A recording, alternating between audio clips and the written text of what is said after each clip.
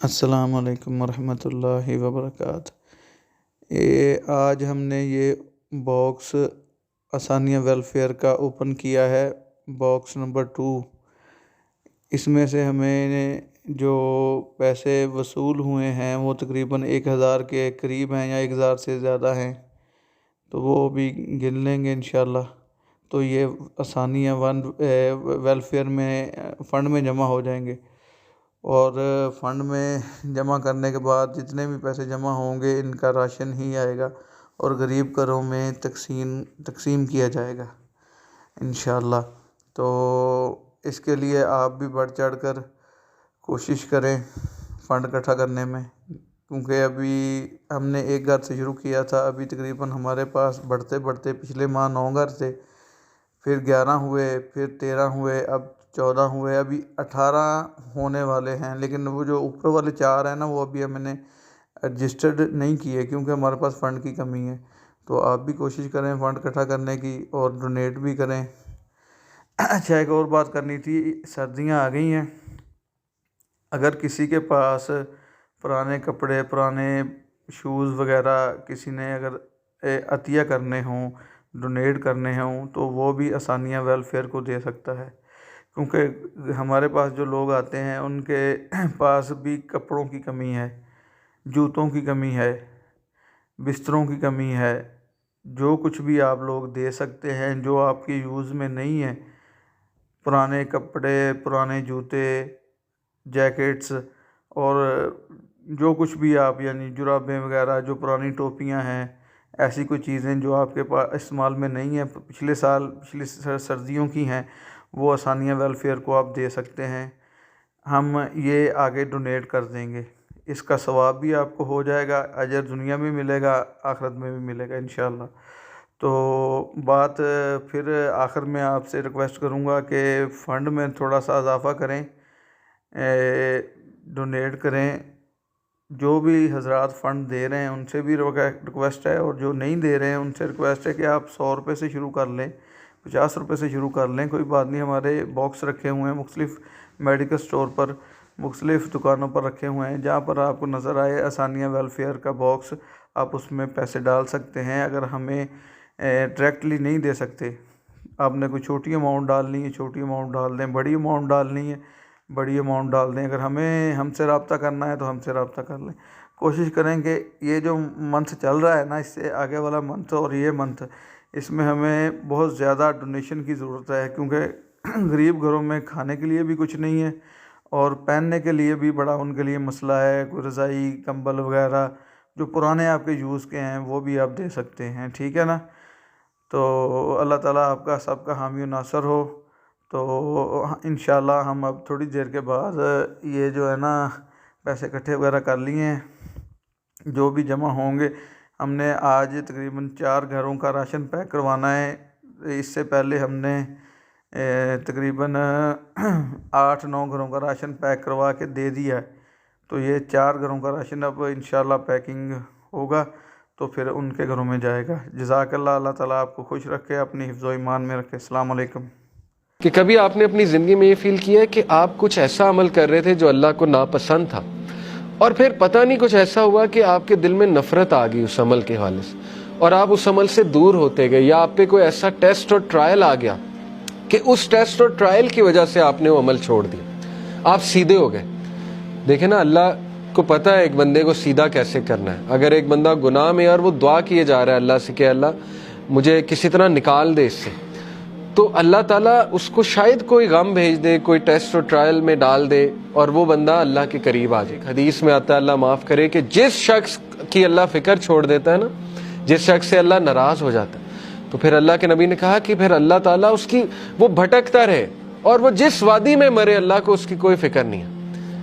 یہ ہے اصل میں وہ شخص بدبخت جس نے، اور یہ کون ہے؟ وَلَا تَكُونُوا كَالَّذِينَ نَسُوا اللَّهَ فَأَنسَاهُمْ أَنفُسَهُمْ۔ کیا تو نے دیکھا اس کو جو اللہ کو بھول گیا تو پھر اللہ نے اس کو اس کا آپ بھلا دیا۔ اولئک هم الفاسقون، یہی تو فاسق ہے۔ تو اس لیے یہ مت سوچیں کہ اللہ نے آپ کو بھلا دیا، ایز لانگ ایز آپ کے پاس وہ لوگ ہیں جو آپ کو تھپکی دے رہے ہیں، ایز لانگ ایز کوئی بھی آپ کو جنٹل کائنڈ کوئی ریمائنڈر آ جاتا ہے۔ اکثر بندہ پریشان ہوتا ہے، مجھے الحمدللہ کتنے میسیجز آتے ہیں، ابھی ریسنٹلی مجھے کسی کا میسج آیا کہ وہ انتہائی کوئی خاتون ڈاؤن تھیں، بڑی عمر کی خاتون ہے، تو کہتی ہیں کہ آپ کا ایک کلپ آیا تو بس اللہ تعالیٰ نے مجھے میسج دیا.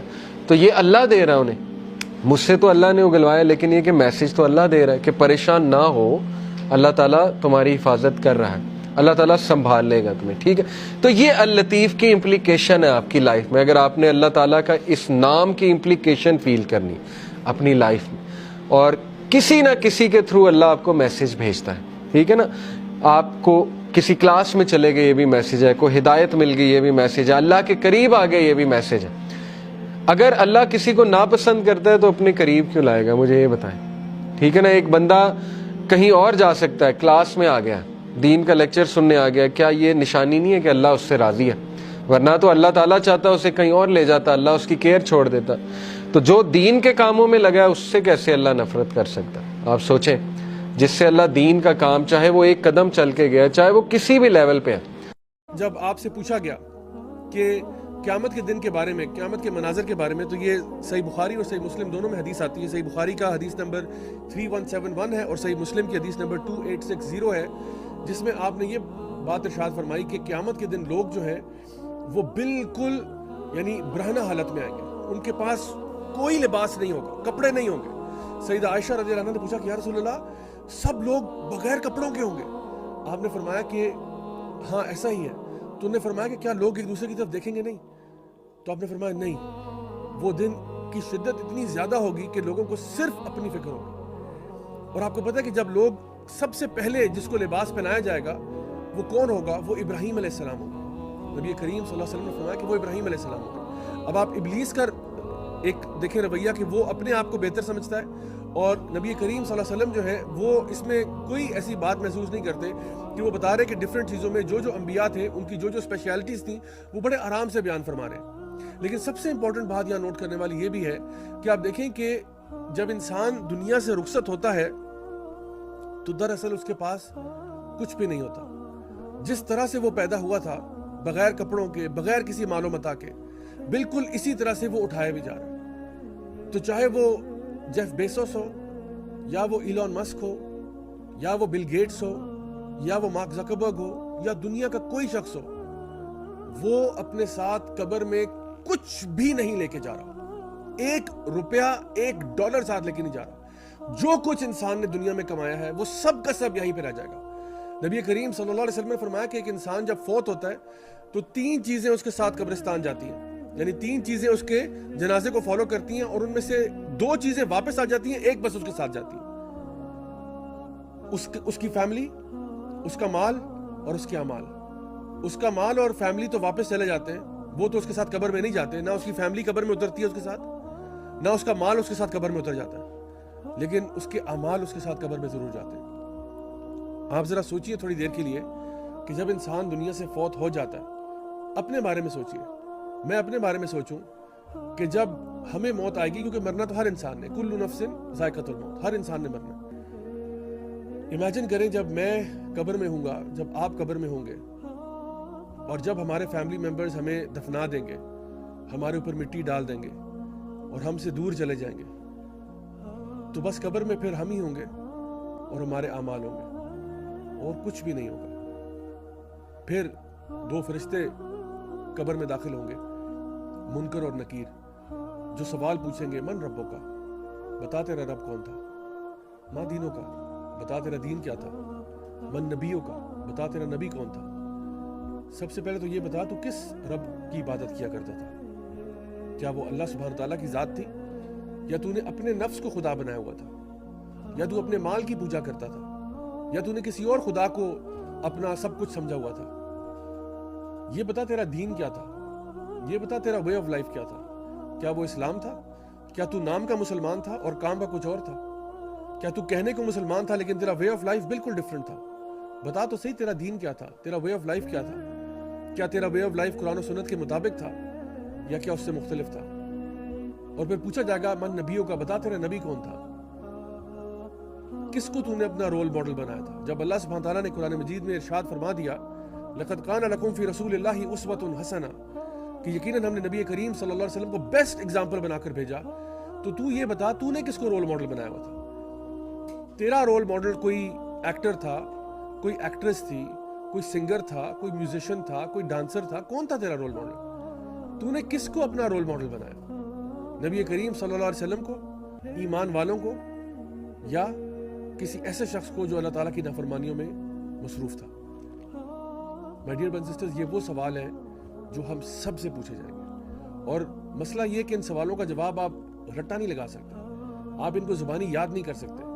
یہ وہ سوال ہے جو کہ اگر آپ کا طور طریقہ اللہ کے دین کے مطابق ہوگا تو خود بخود جواب آپ کا نکل آئے گا, اور اگر آپ کا طریقہ اس طریقے سے مختلف ہے تو پھر انسان صرف لا ادری کہتا رہے گا کہ مجھے نہیں معلوم, بہت پینک کرے گا, بہت پریشان ہوگا. نبی کریم صلی اللہ علیہ وسلم کی ایک اور حدیث ہے, صحیح بخاری کی حدیث نمبر 6538, جہاں پہ آپ نے ارشاد فرمایا کہ قیامت کے دن اللہ سبحانہ تعالیٰ ایک شخص سے پوچھے گا کہ یہ بتا کہ اگر تجھے پوری دنیا سونے سے بھر کر دے دی جائے. اب ذرا غور سے سنیے گا حدیث کو. کہا گیا کہ اگر تجھے پوری دنیا سونے سے بھر کر دے دی جائے, پوری دنیا سونے سے بھر کر دے دی جائے, اتنا مال دیا جائے, جیف بیسوس کو بھی تو پیچھے چھوڑ دے, ایلون مسک کو بھی تو پیچھے چھوڑ دے, بل گیٹس کو, مارک زکربرگ کو, ان ساروں کی کمبائنڈ ویلتھ سے بھی زیادہ تیرے پاس ویلتھ آ جائے, اللہ سبحانہ تعالیٰ ارشاد فرمائیں کہ اگر پوری دنیا تجھے سونے سے بھر کر دے دی جائے تو کیا آج تو اپنے آپ کو جہنم سے نجات دلوا دے گا وہ پیسہ دے کر؟ کیا تو اپنے آپ کو رینسم کروا لے گا اس پیسے سے؟ تو وہ انسان کہے گا جی میں ضرور کروا دوں گا, اگر میرے پاس آج اتنا پیسہ ہو وہ سارا پیسہ میں دے دوں کہ بس میں جہنم سے بچ جاؤں. لیکن افسوس یہ کہ اب وہ مال اس کے پاس ہے نہیں. اللہ سبحانہ تعالیٰ اس کو کہیں گے کہ جب تو دنیا میں تھا نا تو تجھ سے بہت کم مانگا گیا تھا. جب تو دنیا میں تھا تجھے یہ نہیں کہا گیا تھا کہ تو پوری دنیا اللہ کو دے دے, تو پوری دنیا سونے سے بھر کے اللہ کے لیے وقف کر دے, یہ تجھے نہیں کہا گیا تھا. دنیا میں تجھے کیا کہا گیا تھا؟ اللہ تعالیٰ فرماتے وما امروا الا ليعبدوا الله مخلصین له الدین حنفاء ويقیموا الصلاة ويؤتوا الزکاة وذلك دین القیمہ. تجھے کیا کہا تھا ہم نے؟ بس یہی کہا تھا کہ اللہ کی توحید پر آ جا, نماز پڑھ لے 5 وقت کی, بس اتنی سی بات کہی تھی, اور تو وہ بھی نہیں کر سکا, اور آج تو پوری دنیا سونے سے بھر کر دینے کے لیے تیار ہوا ہے. لیکن افسوس آج وہ مال تیرے پاس ہے نہیں, آج وہ مال تیرے پاس نہیں ہے.